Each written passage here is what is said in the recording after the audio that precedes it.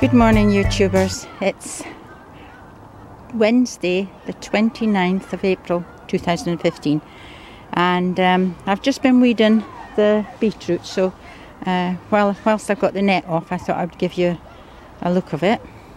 It's doing very well. My grandson counted them the other day, 160 beetroot. I think they're doing very well. 4 different varieties, and these ones at this end are not doing so well because they didn't have a lot of compost in the soil. It was just plain soil, but they're doing okay anyway. The herbs are doing really well. I might be able to pick some parsley and freeze it. But yeah, coriander, lemon coriander, parsley, thyme, mint, peppermint, all sorts in there, basil as well, though I can't see it at the moment. But anyway, it's all good. It's all good. We decided to plant the rest of the turnips because we've got plenty of space to fill up, and because the turnips are only small, golden ball ones, you know, the small type. So Michael is planting up the rest of the turnips. There's not many, as you can see, but we might as well put them in the ground. Next thing we're going to do is plant out the shallots up in one of the top beds, and I'll show you that in a minute. Sorry folks, I've just remembered to tell you that my last video that I put up, it was up for, I don't know, probably, well, under a day, and it had 115 views, and for some reason YouTube took it off and put on a similar one, which didn't have any views. Something happened anyway. I don't know if it was YouTube's fault or whose fault it was, but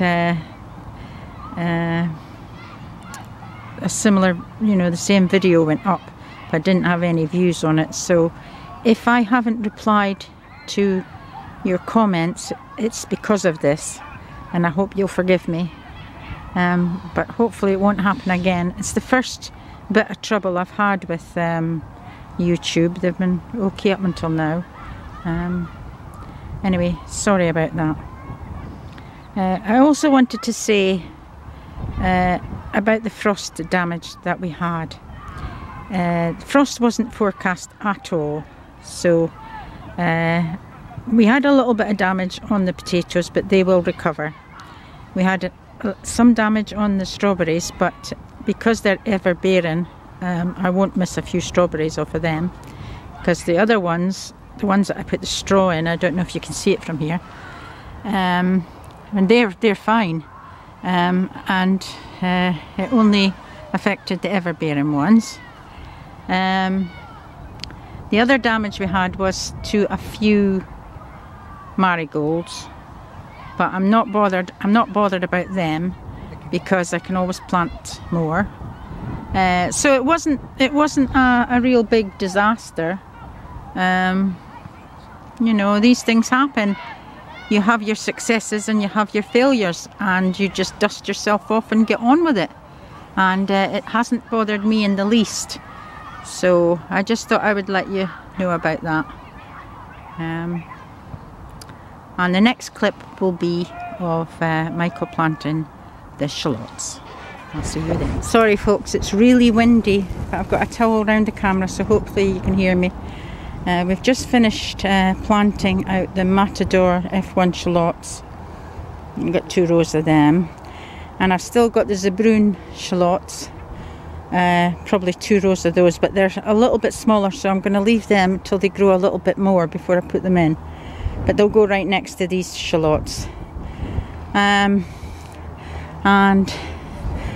up on this, my grandson's little plot, and we planted a lot more broccoli for him because he apparently loves broccoli, so he'll be happy with that. He's still there's still a good bit of space at the back and down the side that he can plant other things in. And I don't know if you can see it from here. Let me just walk along. Sorry about this. We put bottles over the sweet corn to save them from, in case we get any frost. But it's not forecast now. And all this, the rest of this, I bought some more sweet corn for. I bought another. Let me see now. How many did I have?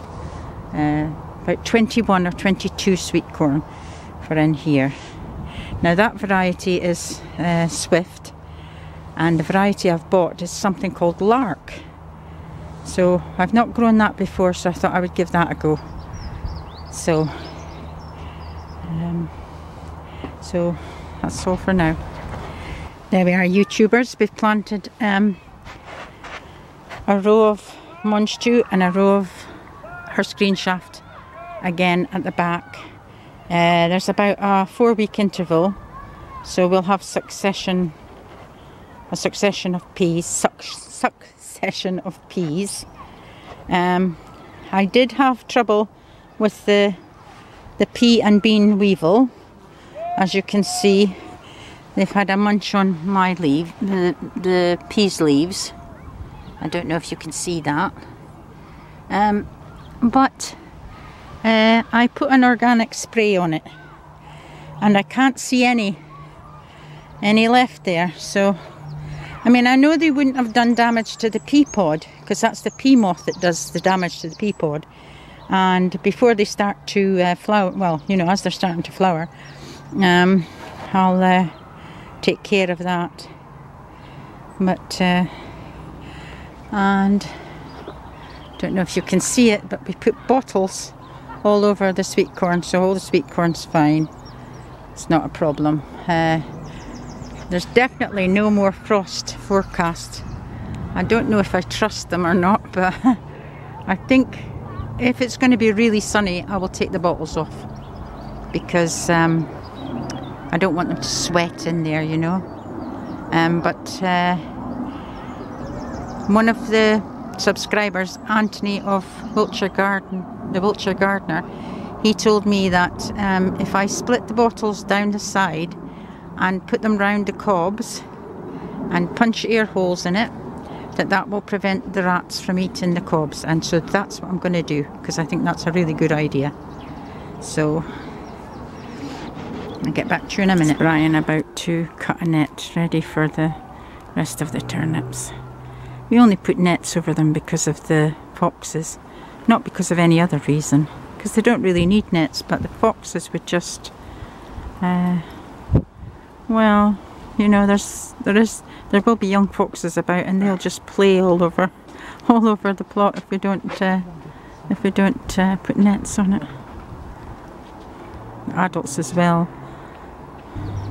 And there we are, folks. That's my parsnips. They're doing really well. They're getting really big.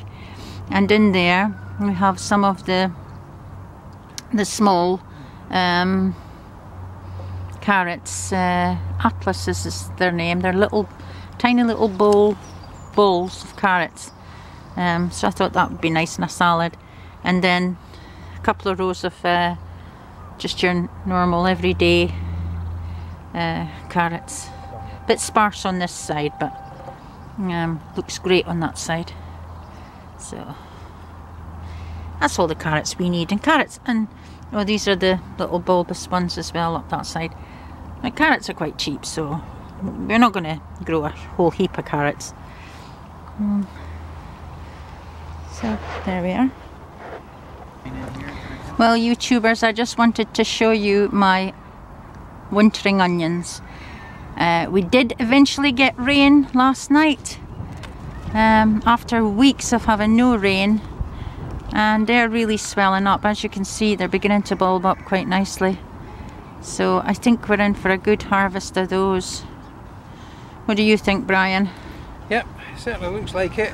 Beginning to bulb up just nicely. Yeah, some of these ones here are very bulbous. That one there, this one. That one over this there. one. Yeah. This one's quite bulbous as well.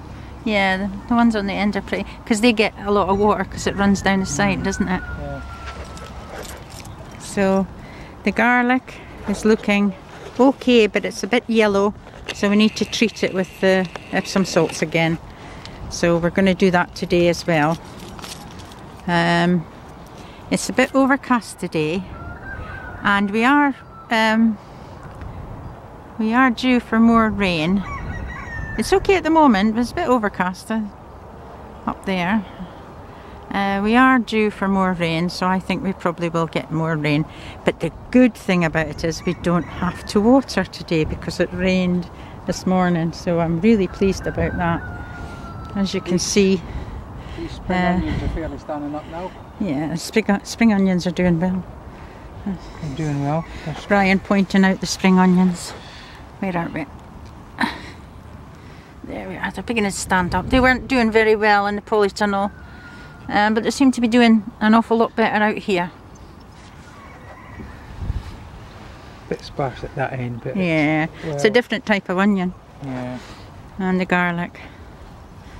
They're beginning to get quite thick stalks. So anyway, I'll get back to you in a minute. And finally, folks, we gave this a bit of a hoe, just keeping it clear of weeds and what have you. And so now I think we've done enough on the allotment, so I think it's time to go home now. And we didn't have any watering to do because it actually rained. Wow. We were beginning to think it would never rain, and thankfully it's rained, so no watering to do today. So that's all for now, folks. Thanks for viewing. We'll see you again in the next video. So Mike, what are we doing next time we come down? We're going to do the path, the 2 paths. Yeah. We're going to set them in properly, level. That'd be easy enough, wouldn't it? Yeah. Yeah, so we won't be tripping over them. Right then. Well, YouTubers, before we go home, I'd like to give a shout out to a lady's channel. Her name, she goes by the name of Purple Sweet Pea. Her name's Claire. Nice girl, 2 young boys. She's got the allotment with her dad, and they're working really hard to get it all in shape. So if you've got a few minutes to spare, check her out. She does some really good videos, and like I say, you won't be disappointed. So bye for now. Hello YouTubers, we're back home now, and I just thought I'd like to show you something in the polytunnel. That's the heat, 35.9, and my hanging baskets are really bushing up now. They're really getting big. They're about to flower, and actually I've got 1 flower on the end of it, so they're almost beginning to flower. They're on the verge of flowering. So yeah, so we'll get these out very soon.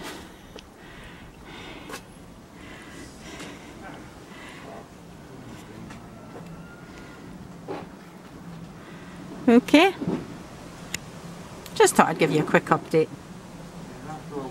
Bye for now. Well, hopefully you can hear this because it's very windy and I don't have the towel on. But these are the parsnips that I've got at home, and they're going away great guns. I just put them out in the garden now.